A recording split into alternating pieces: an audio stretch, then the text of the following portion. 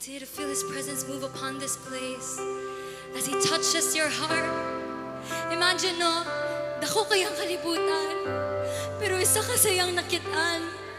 Dako kayang kalibutan, pero isa ka sa nahatagag kaluoy, nahatagag grasya, nga tawagon, nga pilion, nga i-set apart.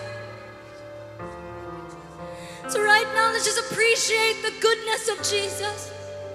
That Lord, why would you listen to someone like me? There's so many people that are better, so many people that are more talented, but why would you visit someone like me? Imo kong nakitaan sa kadako sa kalibutan. Maskin isa ka segundo, wala gyud ko nimo nalimtan.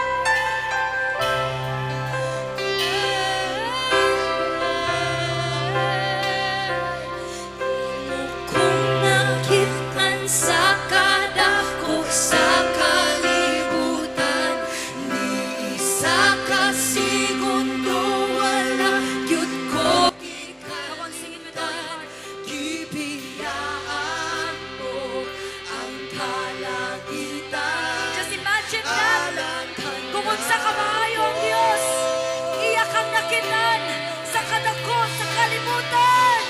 Imo kong nakitan sa kadako sa kalibutan. Ni isa ka segundo wala yun ko gikalimtan. Gibiyaan mo ang kalangitan. Alang ka na. Say it with all your heart. The true worshiper will worship Jesus.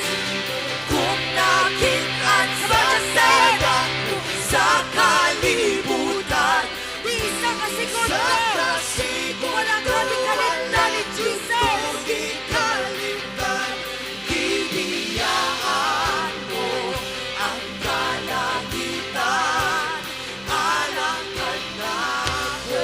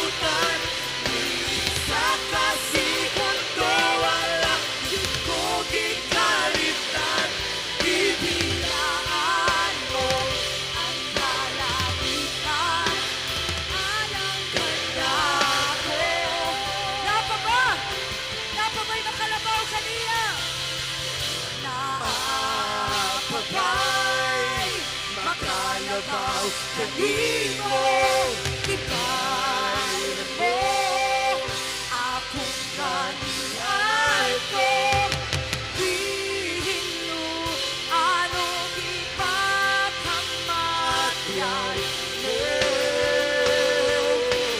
ako wala na yun wala na ko naintipan tayo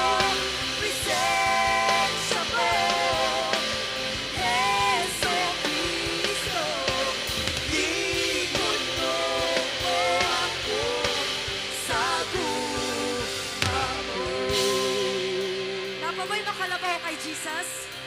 Napabay makalabaw kay Jesus? Wala na! Wala na do'y makalabaw sa iyang kamay. Hallelujah! Napabay makalabaw kanimo Bayran mo akong kaning atong gihinlo ano gipakamanyan mo. Thank you, Jesus. Ako wala nagyoy makalabaw kanimo, wala nagyoy susama kanimo, ikaw ragyod. Come on, just say it. Jesu Cristo, Jesu Cristo.